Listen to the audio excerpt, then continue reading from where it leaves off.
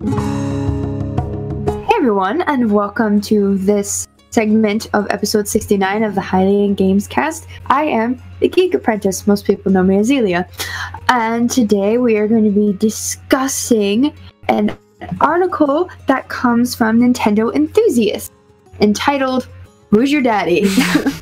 Link's family removed from the official Dark Horse book. Back in November, Dark Horse published The Legend of Zelda Breath of the Wild, Creating a Champion. It's ostensibly a reissue of the Japanese book known as The Legend of Zelda Breath of the Wild Masterworks.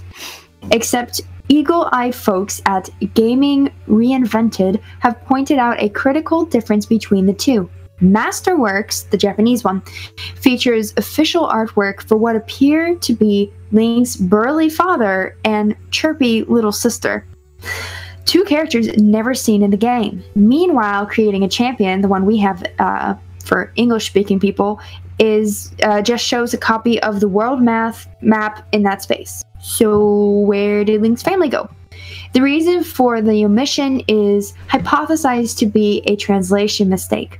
More specifically, it's possible somebody just forgot to translate the text pertaining to the art on the missing pages, so they just opted not to include it.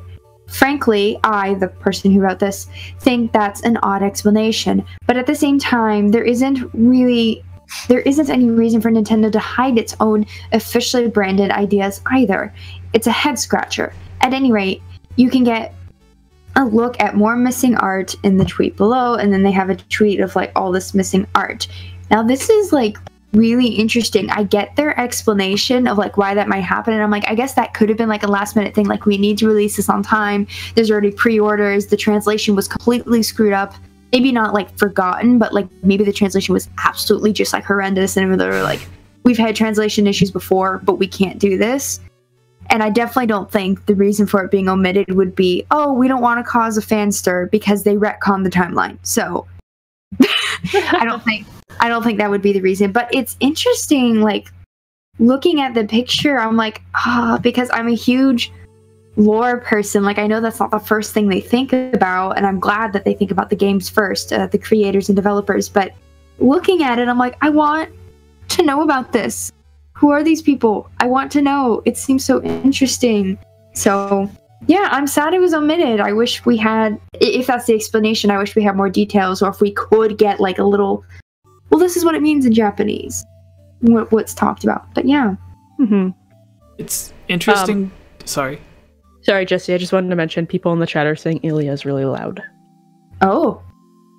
Sorry. No, I can actually turn my thing down too. But the interesting thing to me is that I think this is the very first time that we ever see Link's father or any sort of parent. Yeah. Like he's had uncles or like great-great-great-grandfathers, like Link in Ocarina of Time was the great-great-great-grandfather, whatever, of Link in Twilight Princess. But I don't think we've ever had like, this is his dad, this is what he looks like. There's like the weird theory in Twilight Princess that Ron, whatever, the sword guy was Link's father. I don't know. Russell. Yeah. If that's what you're thinking. But I don't know. But he has his own wife and child, and wife. So it's like, why wouldn't he just be like? Yeah. What is Link like the? Well, it wasn't a good secret child that he had with a mistress. That it was just based off the fact that like, he was sort of a father figure to Link, like. Guy, could have been like an adopted father figure. Stories and then. Okay, bye, Tubes. The sword stuff. Yeah. The chair's turning around. There's a ghost. There's a ghost. Yeah. So. Yeah. What were your thoughts on this?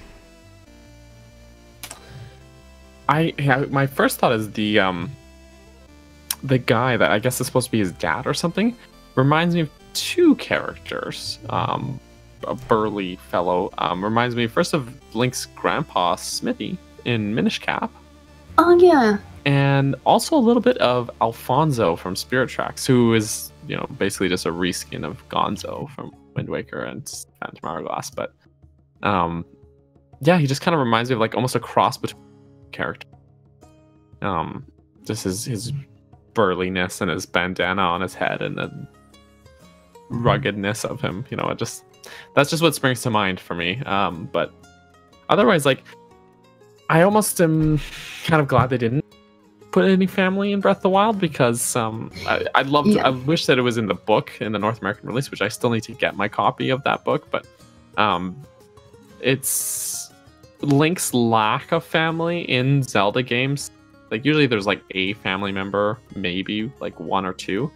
Yeah. But having too much immediate family ties Link down too much to being anything more than being like an avatar character, because of the designer's intention for him, and if they give him too much of his own life, almost it almost makes it too, it almost takes you out of that, or at least that's how Nintendo sees it. So his grandmother in Wind Waker, I thought that was that's like good. one of the few exceptions. Yeah. Oh, and he had the sister. I always forget he has the sister. So yeah, in that case, like, that was one of the few occasions more than one family member. So yeah, I agree. I'm glad that it wasn't actually in the game, but it would be nice to have it in the book. Yeah, I don't have the book either. And then isn't it the book also confirms the house that you have to like fix was Link's original house as well? Does it say that? I don't know. Yeah, I always theorized on my own that I thought it was his. Yeah, like I think that's in the book. I've read a few articles talking about it. I don't know if it was in an interview or if it was in the book, but I can look later. But yeah, house makes sense if they say it's been abandoned for a long time and disappeared for 100 years. Yeah, shoe fits, you know. But yeah, Tubes, what are your thoughts on should have Link had should Link have had family members in Breath of the Wild? He does have bananas. A banana. Or You can have many bananas. what if? No, that would be too sad. I was gonna say, like, what if, like, in the memories, whatever, like in the past, he had a family, but then, like, in the same way that his mother in Ocarina of Time, well, it's a different Link, but Link's mother in Ocarina of Time presumably died, like, soon after handing Link over to the Deku Tree, because of the war or whatever. What if something like that happened with Breath of the Wild Link, to where it was in the game and it's like you learned that his mother like tried to keep him in that village, because in the book it says that some of the village were safe because they were so far away from the battlefield. So if Link was raised in the castle as the swordsman, then maybe his family was like, okay, I'll be right back. My phone's ringing. Can you guys keep going here to be safe? And then that's why he had the place, the Tino Village. Is it Hateno Village? Yeah. I don't know. So I think that actually, like, if it was like a memory or something, that'd be a really cool way to integrate it. But I personally, I know this sounds bad, but like, I'm not really too interested in hearing about his parents. What? Like, I'm more interested in him. I feel like him being the hero of time has nothing to do, like, with his parents.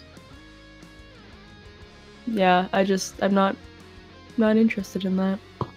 I actually kind of always personally theorized, at least in playing Breath of the Wild, because I want to say it's in the DLC where Mipha talks about, like, he was such like a happy child, and then all of a sudden, once he grew up, he was very like stoic and hard and things like that. And I always kind of theorized, I wonder if like he lost his whole family for some reason, and that's what made him very harsh, and so he just never talks about it. That was always my personal theory, and that's good enough for me. Well, there was in the book, while I was doing research for this podcast to get news, I came across another article that was talking about how Link didn't just lose his memories through the 100 years. He lost his personality. as well, which kind of made sense. Like the article talked about it as if it was a huge deal, but it kind of made sense to me because if you lose your memories and stuff, then it's like your memories and the stuff that you've done before and the lessons you've learned from that like contribute to your personality.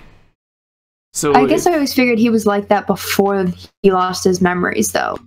The way Zelda describes him, and Mipha, they were like, he was always stoic. I mean, I don't have the book. Well, another interesting thing is like the what is it? The Hyrule Compendium, I think. Oh, where you take the pictures and stuff? Yeah, I think it's that, or it's something else, to where, like, in the Japanese version, it's in a first-person perspective, so it's like Link writing down as if it's a journal, describing everything. And sometimes he makes, like, little quirks or jokes and stuff about things. But the English version is, like, as if the computer inside the Sheikah Slate just typed it out itself. Yeah. But yeah, there's a lot of personality from Link that was in the Japanese version that was just lost because for some reason Nintendo of America was like, hey, instead of Link, because I guess they thought Link's supposed to be mute, so if he's saying all this stuff, then what if that's not what the player is thinking? So then it breaks that connection or that bond between them. That's the only explanation. Going back to it being like a blank slate avatar for the rest of us, literally a link between us and the game. Yeah, which I kind of hate that. It, like, because Nintendo says that, Aonuma said it, Miyamoto said it and stuff, that they try to keep him, you know, a blank slate and stuff. But it's like, if you go and read interviews about Skyward Sword or Wind Waker, they talk about the reason that they loved that art style so much is because it was so easy to give them so many different expressions. So it's like they went from... It was like they completely changed their mind on it, where it's like Wind Waker, they're like, yeah, he has the big eyes and like he can look scared or excited or whatever really easy, and like he can, like, that sneaky look he gets when he like walks along the wall and stuff. So he shows all that emotion, and Nintendo was proud of that. That was like one of the biggest things that they shown off, because in Ocarina of Time his face just stays the same, and it's the same in Majora's Mask. So whenever they had Wind Waker, they were excited about how many different expressions he could have, and then it was the same thing in Skyward Sword.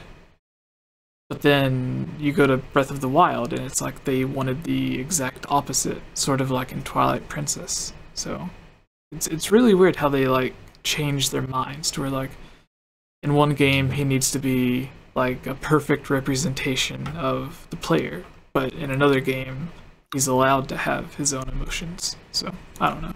Yeah. It's probably good they go back and forth, though. That way it caters to both sides of the fans. Yeah. Because some prefer, like, people like my brother, they don't want the expression, they don't want the story, they don't want anything. And then I like having story. I'm glad there's not too much, but I like having some of the expressions. Why I like Wind Waker so much. Part of it. So that might be part of it. They're just like, which it probably is. They just, for every game, they're like, we're just going to do something different. Every game. We don't care. Alright. Oh, he's back just in time. He slid in. I was literally... Sorry. I was literally about to say we can move on to the next topic and then fill Daniel in when he gets back. But Yeah, cool. if any of you All want to good. take the final topic, we're just going to skip the topic of discussion. So the Nintendo console thing. Any of you can do it. Oh. Should I do it? Sure. No one Do said it. anything, so I'm like, Do it, Tube. okay. Yeah, you were off the podcast for a while, so you can make up. You're gonna make me do all of the hard work? Okay, well, let me take a sip of water, because I'm sitting here eating Because chocolate. words are hard, so you have to, like, swallow that lemon whole. I mean, I could. I'd probably need someone to call 911 for me, but I could. Okay, Pikachu. let's rumble. Do we have to? Alright. Yeah, All no right. option there. I'm gonna take a look at the chat. Okay, Okay, so what are we doing? Okay. Hey everyone, it's me again, Elia Rose. I just wanted to say thank you so much for watching this video. And you know what? If you're a fan of videos like this, you should totally subscribe and give this video a like and comment below to let us know what type of videos you would like to see us create in the future. And if you would really like to support all of us here at the Game Over Jesse channel, please consider purchasing a Game Over Jesse t-shirt or becoming a Patreon at patreon.com/GameOverJesse, where you can receive many rewards, such as getting shoutouts, having any topic or theory that you select discussed on the podcast or made into its own video, having your question answered, joining on as a guest on the podcast, and playing with us during our Twitch live streams at twitch.tv/GameOverJesse, and much, much more.